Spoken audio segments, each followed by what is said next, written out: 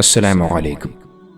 വളരെയധികം സങ്കടകരമായ ഒരു കുറിപ്പ്, ഒരു ഫേസ്ബുക്ക് കുറിപ്പ് ഞാൻ കാണാനിടയായി. നമുക്കെല്ലാവർക്കും അറിയാം സിറാജുദ്ദീൻ ഖാസിമി ഉസ്താദ്.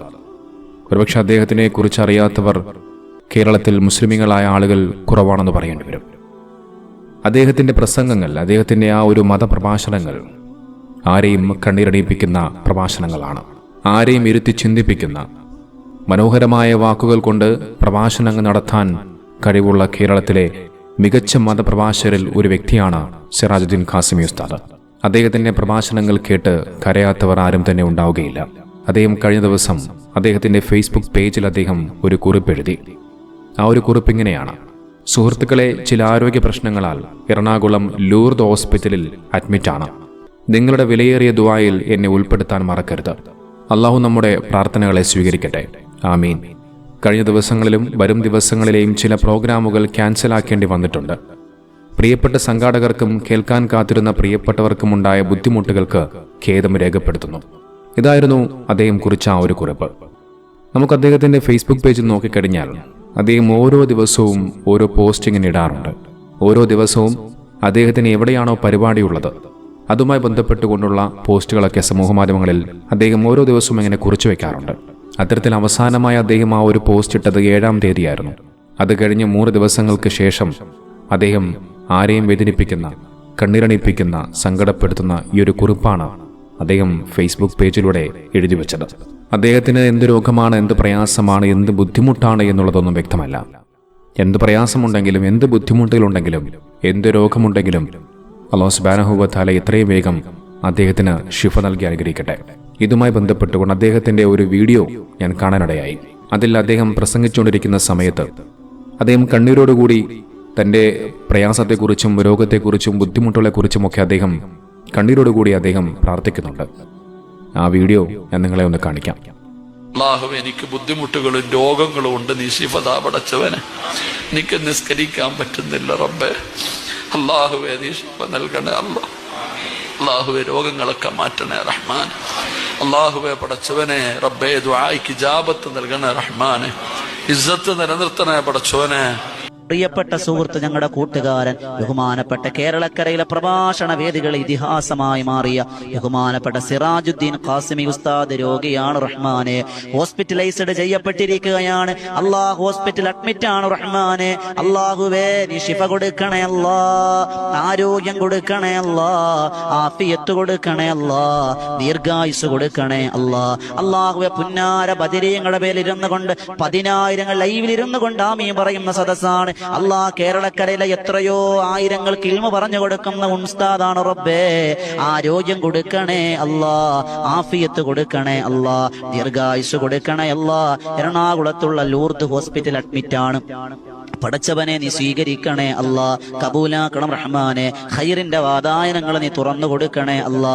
അല്ലാഹുവേ, ഉസ്താദ് അവർക്ക് എന്ത് വിഷമമുണ്ടോ, എന്ത് പ്രയാസങ്ങളുണ്ടോ, എന്ത് ആപത്തുകളുണ്ടോ എല്ലാം നീ മാറ്റിക്കൊടുക്കണേ അല്ലാ. ആ ശബ്ദം നിലനിർത്തി ഇതായിരുന്നു ആ വീഡിയോ. അതിൽ അദ്ദേഹം വളരെയധികം വേദനയോടുകൂടി പറഞ്ഞു വെക്കുന്നുണ്ട്. ഒരുപാട് രോഗങ്ങൾ കൊണ്ട്, ഒരുപാട് ബുദ്ധിമുട്ടുകൾ കൊണ്ട് ഞാൻ പ്രയാസം അനുഭവിക്കുന്നുണ്ട്. എനിക്ക് നിസ്കരിക്കാൻ പോലും ബുദ്ധിമുട്ടുന്നുണ്ട്, എനിക്കതിന് സാധിക്കുന്നില്ല എന്നാണ് അദ്ദേഹം പറഞ്ഞു വെക്കുന്നത്. അദ്ദേഹത്തിൻ്റെ ആ വാക്കുകളിൽ നിന്നും ഉസ്താദിന് ഗുരുതരമായ ഒരു ആരോഗ്യ പ്രശ്നങ്ങൾ ഉണ്ട് എന്നാണ് ഞാൻ മനസ്സിലാക്കുന്നത്. അല്ലാഹു സുബ്ഹാനഹു വ തആല അദ്ദേഹത്തിൻ്റെ എല്ലാവിധ പ്രയാസങ്ങളും ബുദ്ധിമുട്ടുകളും മാറ്റിക്കൊടുക്കട്ടെ. എല്ലാവിധ രോഗങ്ങളും പ്രശ്നങ്ങളും ബുദ്ധിമുട്ടുകളും മാറി പരിപൂർണ ആരോഗ്യവാനായ അദ്ദേഹം എത്രയും വേഗം തിരിച്ചു വരാൻ വേണ്ടി നമുക്കെല്ലാവർക്കും ആത്മാർത്ഥമായി പ്രാർത്ഥിക്കാം. പണ്ഡിതന്മാരുടെ ഇത്തരത്തിലുള്ള പ്രയാസങ്ങളും ബുദ്ധിമുട്ടുകളും അത് നമ്മെ വല്ലാതെ വേദനിപ്പിക്കുന്ന കാര്യങ്ങളാണ്. അവരുടെ വിയോഗങ്ങൾ, അവരുടെ മരണങ്ങൾ അത് വല്ലാതെ സങ്കടമുണ്ടാക്കുന്ന വാർത്തകളാണ്. നമുക്കറിയാം, 2 ദിവസങ്ങൾക്ക് മുമ്പാണ് ജാഫർ അലി ദാരിമി എന്ന് പറയുന്ന ഒരു മതപണ്ഡിതൻ അദ്ദേഹം മരണപ്പെട്ടു പോയത്. അബ്ദുൽ നാസർ മദനി ഉസ്താദിനെ പോലെ തന്നെയാണ് അദ്ദേഹത്തെ പോലെ കറുത്ത തൊപ്പിയും കണ്ണാടിയും താടിയും വെച്ചുകൊണ്ടുള്ള ഒരു മതപണ്ഡിതൻ. അദ്ദേഹത്തിൻ്റെ വിയോഗം അബ്ദുൽ നാസർ മദനി ഉസ്താദിനെ സംബന്ധിച്ചിടത്തോളം വല്ലാതെ വേദനയുണ്ടാക്കിയ, പ്രയാസമുണ്ടാക്കിയ ഒരു കാര്യമാണ്. അദ്ദേഹത്തിന് വേണ്ടി അബ്ദുൽ നാസർ മദനി ഉസ്താദ് വളരെയധികം സങ്കടത്തോടുകൂടി, പ്രയാസത്തോടുകൂടി ദുആ ചെയ്യുന്ന വീഡിയോകളൊക്കെ സമൂഹ മാധ്യമങ്ങളിലൂടെ വന്നിരുന്നു. ആ വീഡിയോ കൂടി ഞാനൊന്ന് കാണിക്കാം.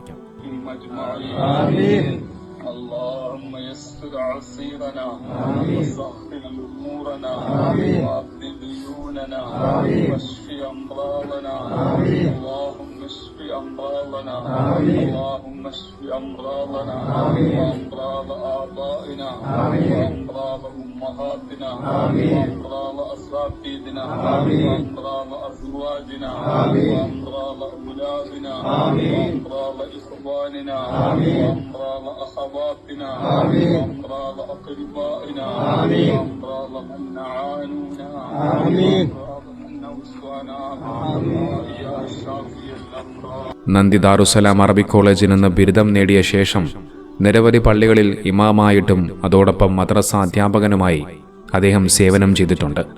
സമസ്ത പ്രവർത്തകനും അജ്വ സംസ്ഥാന സമിതി അംഗവുമായിരുന്നു അദ്ദേഹം. കഴിഞ്ഞ ദിവസം ഉച്ചയ്ക്ക് 1 മണിയോടുകൂടി എടപ്പാൾ അങ്ങാടി ജുമാ മസ്ജിദിൽ അദ്ദേഹത്തിനെ ഖബറടക്കം ചെയ്തു.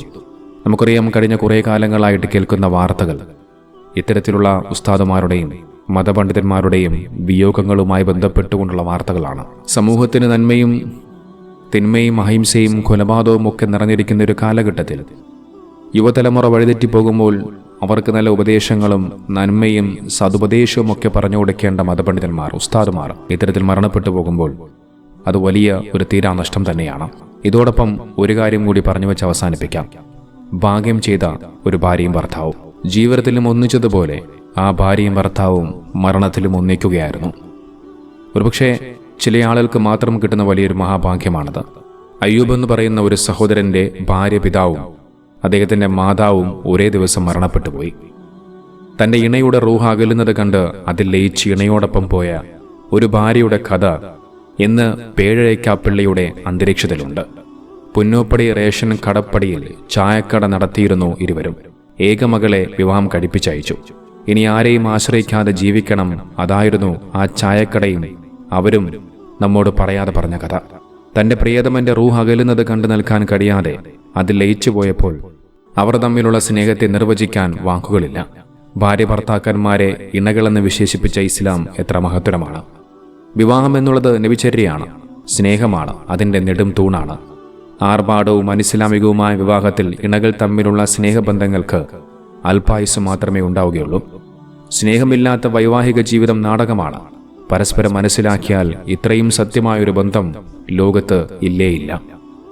ജീവിതത്തിൽ ഒന്നിച്ചതുപോലെ മരണത്തിലും ഒന്നിച്ചവർക്ക് പടച്ചവൻ സ്വർഗം കൊടുക്കട്ടെ എന്നതിൽ കുറഞ്ഞ ഒരു ദുആയില്ല.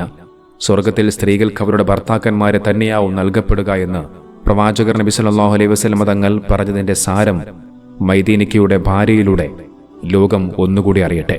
നോക്കെത്ര ഭാഗ്യം ചെയ്ത ഒരു ഉപ്പയും ഉമ്മയുമാണത്. ഒരുമിച്ച് മരണപ്പെട്ടു പോകുന്നു. നിങ്ങളൊന്ന് ആലോചിക്കണം, അവർ അങ്ങനെ ഒരുമിച്ച് മരണപ്പെടുമ്പോൾ അവർ ജീവിതത്തിൽ എത്രത്തോളം ആത്മാർത്ഥമായി സ്നേഹിച്ചിരുന്നുവെന്നുള്ളത്, എത്രത്തോളം മനോഹരമായി ദാമ്പത്യ ജീവിതം നയിച്ചിരുന്നുവെന്നുള്ളത് നമുക്ക് മനസ്സിലാക്കാൻ സാധിക്കും. അല്ലാഹു സുബ്ഹാനഹു വ തആല ആ ഉപ്പാക്കും ഉമ്മാക്കും സ്വർഗം പ്രദാനം ചെയ്യുമാറാകട്ടെ. പെട്ടെന്നുള്ള മരണങ്ങളെ തൊട്ട് അല്ലാഹു സുബ്ഹാനഹു വ തആല നമ്മെല്ലാവരെയും കാത്തുരക്ഷിക്കട്ടെ.